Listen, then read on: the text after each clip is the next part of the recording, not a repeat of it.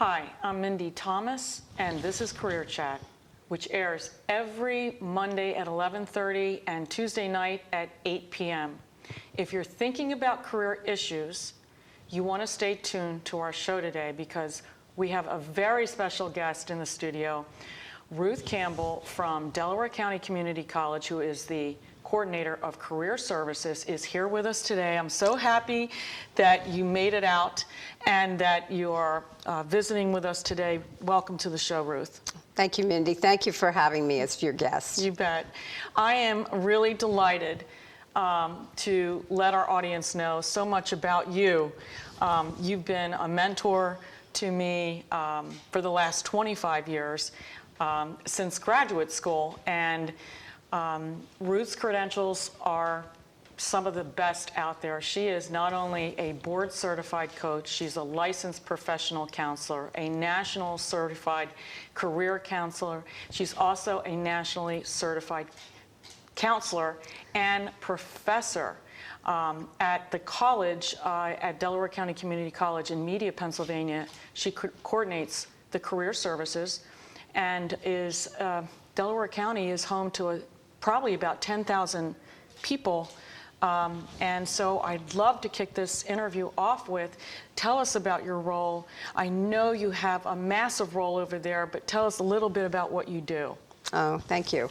Well, as you said, I'm coordinator of career services, but I also do career counseling with students, with community residents, and I do a lot of outreach to classes. I do workshops, and I'm trying to not just sit in my office and wait for students to come to me. I'm going out to where students are as well.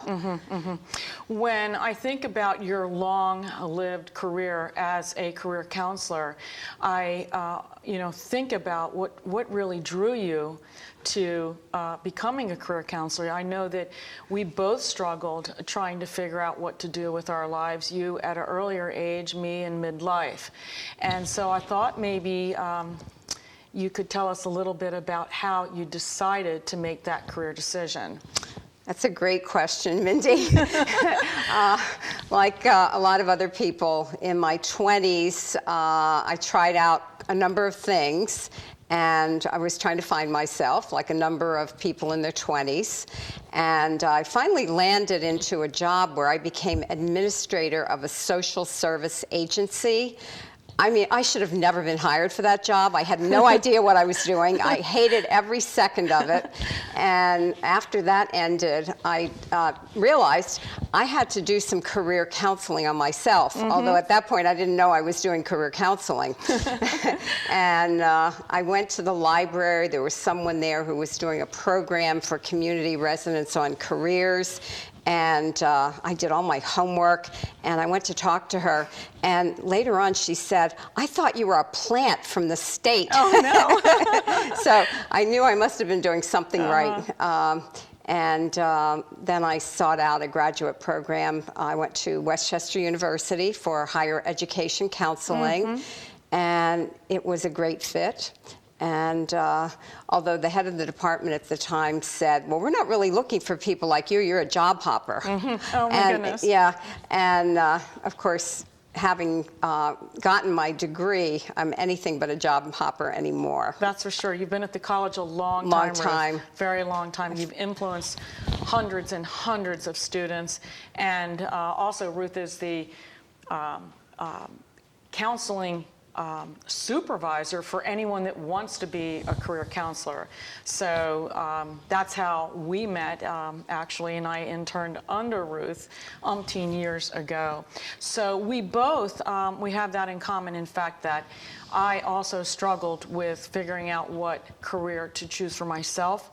I did a whole unstructured situation with analyzing my skills and taking assessments and just wow, okay, I ended up here. But today, with a lot of people struggling, and there's a lot of folks struggling out there, they don't know what to do. They can't figure it out.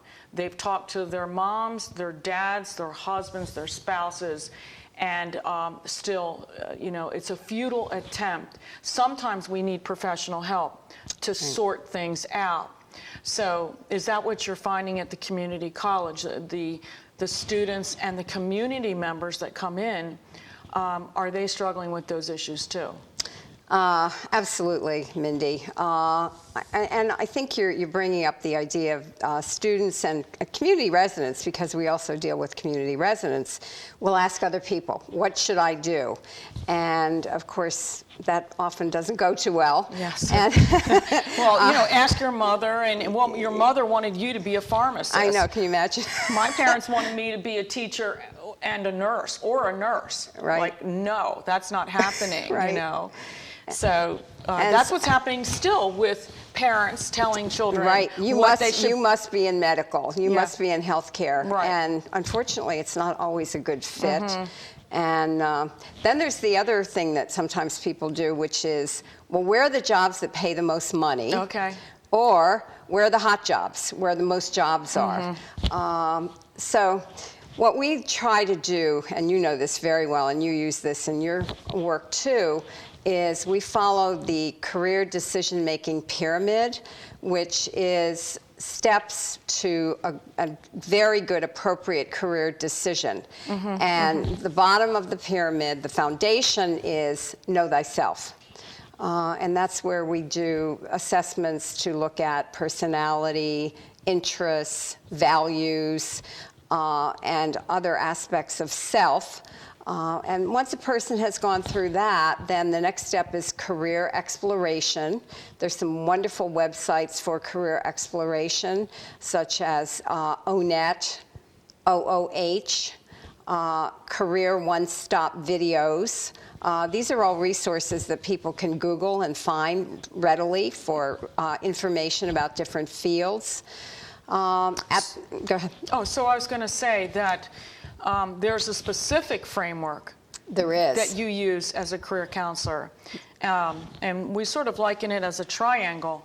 And in making a good career decision, which is at the top, at the bottom, Ruth is saying it's really self-assessment and knowing thyself. You use what kind of tools to do the assessments? You're using the Myers-Briggs, right, for one? Definitely. The strong interest inventory. We have card sorts that we use on finding motivated skills, on values. There are many assessments, and some of the paper and pencil assessments are really some of the best. They're fun, aren't they? I'm happiest when I am where, you know, and we love to read those because they give us so much information about a person, right? I just read about, these people are very well known, two professors from Stanford University, Bill Burnett and Dave Evans, and they teach a course called Designing Your Life. And it's the most popular course at Stanford. And one of the things that they do in their course is have people create a flow journal, which I thought was brilliant. You know, the idea being, when do you feel most alive, most animated, and just keeping track of that. And I was reading that one of their students was an art history major, but she said, well, but I hate writing, and I don't really like art history that much. And she said, in my flow journal, what I really discovered was what I really like is math. I mean, you know. Oh, yeah, that's interesting. Do they talk about what do you do when you lose track of time? That would be a flow moment. That's a flow moment. That's a flow moment. That's when you have to set an alarm because you're in the middle of writing, or you're in the middle of playing piano or singing or talking, and you need to get to an appointment. That's a very interesting flow chart that they use. So do you graph it out? Are you writing this out? Are you well, apparently with Evans and Burnett, they just have their students create a journal. Like, oh, I see. What pops up in a given day? Like, gosh, here's a time when I lost track of time. Here was a moment that was a flow moment. And over time, they track it. Fantastic. So that career pyramid, if you will, starts with knowing thyself, and then we go to looking at the career and occupational information. Right. Ruth mentioned the Occupational Outlook Handbook. She mentioned Career One Stop. That is my personal favorite. If you have never been there, you've got to go there because they do have videos. They have all kinds of assessments, free assessments on there. Even if, like, for example, you were a stockbroker and you wanted to find out, well, what careers could I transition into? There's a little platform inside that you plug in stockbroker and it generates all of the careers. Related careers where you could transfer your skills. Right. So it's very helpful. What else do you recommend on the resources? Well, Department of Labor. Yeah, those are all from the Department of Labor. Okay. OOH, okay. ONET, And Career One Career Stop? One Stop. They're Fantastic. all from the Department of Labor. Okay, gotcha. Okay. Yeah, and the idea is that after knowing thyself, after researching different possibilities, then a student or a community resident is in a better position to start making some decisions. And for a student at a community college, that would involve, do I want to transfer and get a bachelor's degree or not? And if so, where do I want to transfer? Or what about these other majors that really aren't for transfer? And then the final step is action planning. What steps do I need to take to implement my goals? And in a community college, we might call that an academic plan. And it's what steps do I need to do over a period of time to further things, step by step? Well, Delaware County Community College, as I mentioned, is home to 10,000 students and community members. They have over 50 degree programs. They have 35 transitional programs, in addition to a number of certificate programs. And if you're over the age of 65, you actually can take 1 or 2 courses a semester for free. And so they send out that brochure every half semester, or every semester they send it out. Every semester. And it's just the best value going, wouldn't you say? I think that that's one of the secrets about community college is what a great value it is. And I recently had a former student, contact me to say, I want someone from the college to come and speak to our community group. And she said, I know I could do it because I loved it as a student, but I want somebody from the college to come and talk about it. That's how good it was. Wow. Well, speaking of secrets, when we come right back, I'm going to share a secret that I don't even think Ruth Campbell knows. Whoa. We'll be right back Can't in wait. just a minute. Stay tuned.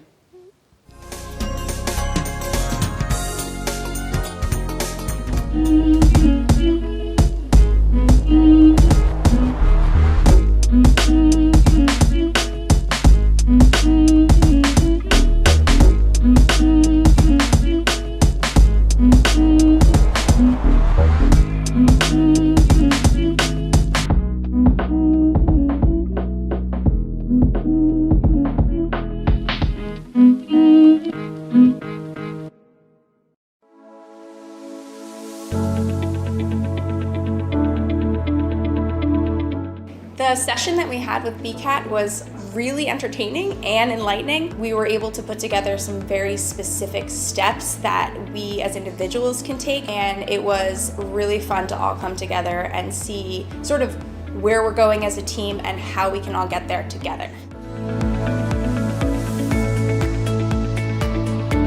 We had a tremendous experience with the BCAT partners. One of the challenges that we have as an organization is to make sure that we have the right people in the right chairs doing the right thing. To do that well, you have to have synergy. You can try to dream up ways to make sure that your group does that, or you can rely on experts. We would recommend BCAT partners to anybody who's looking to take their organization to the next level.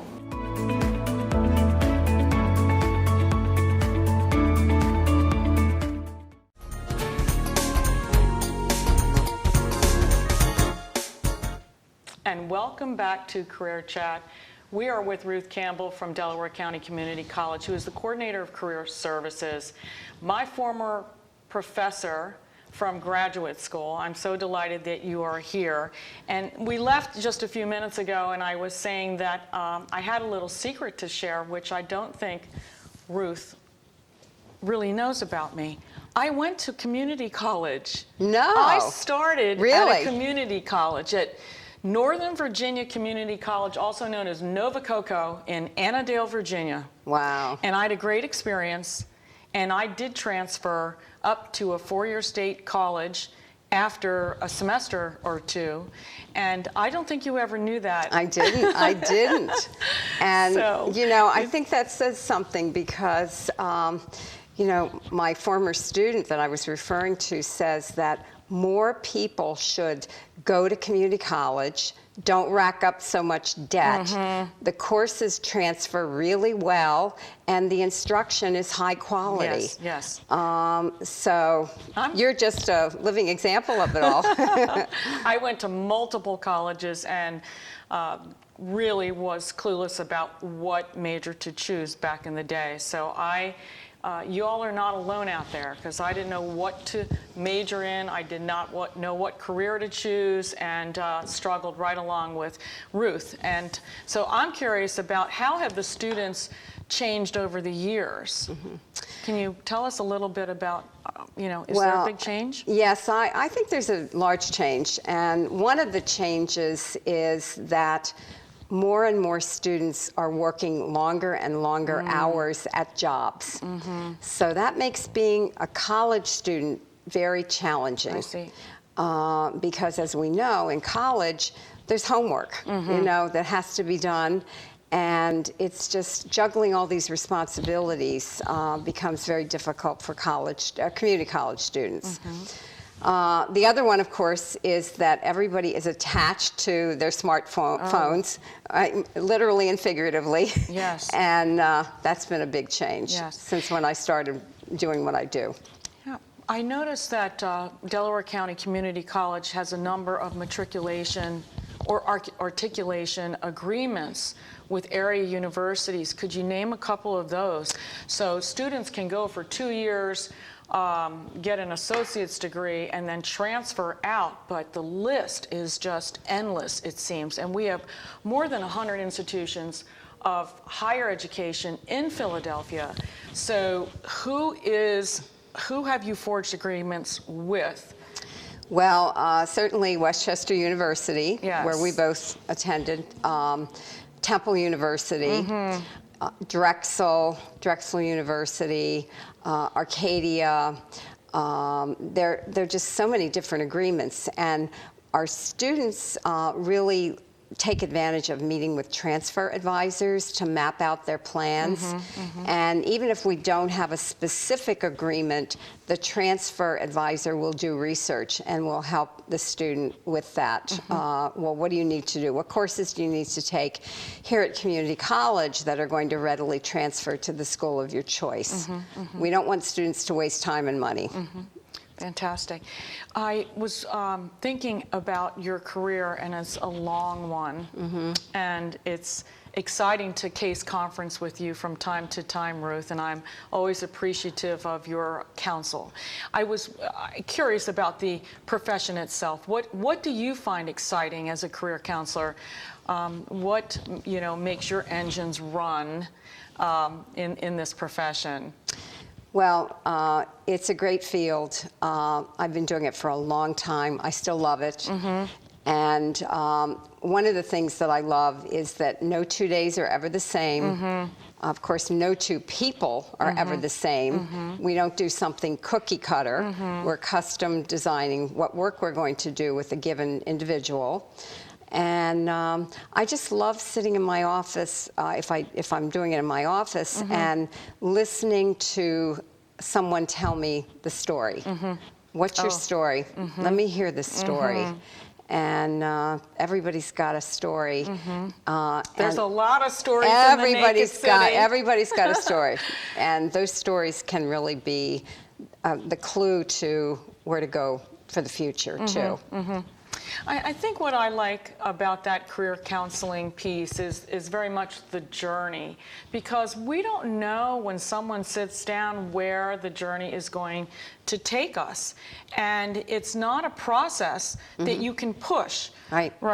We're working in a sea of ambiguity. We're trying to gather the massive amounts of information and use our tools and use our inner wisdom to help people along that journey. It's an organic process, isn't it, Mindy? And there's people that we meet with, too, that you talk about the magic bullet. Can you describe what that looks like? The magic bullet. What's that, Mindy? Well, I'm sorry, they want magic. They want magic. They want magic. Well, to me, it's like a magic bullet, right? Yeah, and I'm always telling my colleagues, we don't do magic. Yeah. So what does that look like? What does that, how does that present itself? Well, I think it presents itself when a person says to me as a counselor, well, I didn't really do the homework. I didn't have time, but what do you think I should do? What's the answer? Okay. You're supposed to intuit what I'm going to be wonderful at and tell me, and that's what I'm paying you. That's a real red flag. That's tough. Not going to work. Other challenges that you find with folks that are not following the process? Do they... Well, I think a lot of people will think that they don't like the idea of a process. And so in an initial session with a student, let's say, we're trying to size up, well, what does this student need? And some students will be willing to engage in a process, but some just probably want more like some information, and that's it for right now. But, for people that are really going through an entire career decision-making process and they're buying into it, that's a process. Yeah. One of our mentors is Richard Bolles. Yes. From What Color Is Your Parachute? I sometimes have people that have read through that whole book. They've done every exercise. I'm in the back of the book under the state of Pennsylvania for career counseling, which I'm very flattered that he put me in. And they still can't figure it out, and they undergo counseling. What do you think is missing from reading a book that's teaching you how to make a career decision versus the process with a counselor, a professional counselor? Well, the book is good, very good. It's very good. However, it's hard to do career work in isolation. It really is. Okay. And I think that one reason people will come to see a career counselor is to have a dialogue, to get feedback. And not that we're going to give a client or a student the answer. That's not what we do. But we're there to provide guidance as to how to move through to the next step. What are some ideas? What are your strengths that I'm observing? And, so in isolation, someone doesn't get that feedback. So we're really a good backboard for good people. sounding board. Sounding board, if Yes. you will. It's interesting because when I Googled how many people were happily employed in the United States, probably I just know it was an error, Ruth, because it said 85% of Americans are happily employed.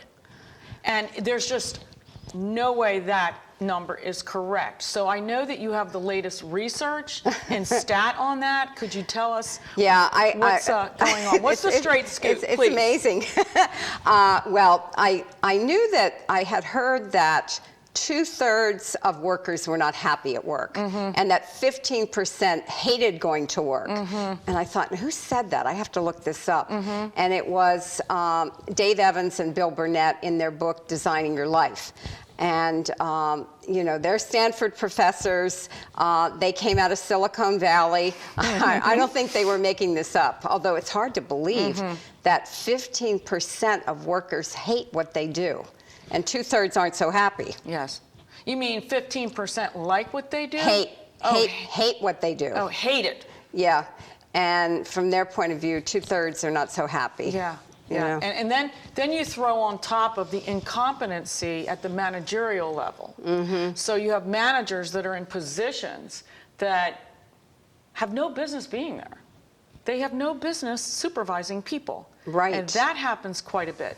It does. Yes. And I think one thing that makes a lot of people very unhappy in a work situation is never getting any acknowledgement. Oh, the recognition, the right, attaboy. right. Some people, Even some though- people don't care about money. They just want someone to recognize they're doing a good job. Even though, you know, people are killing themselves and they're just not getting any recognition. Yes, That's yeah. very difficult.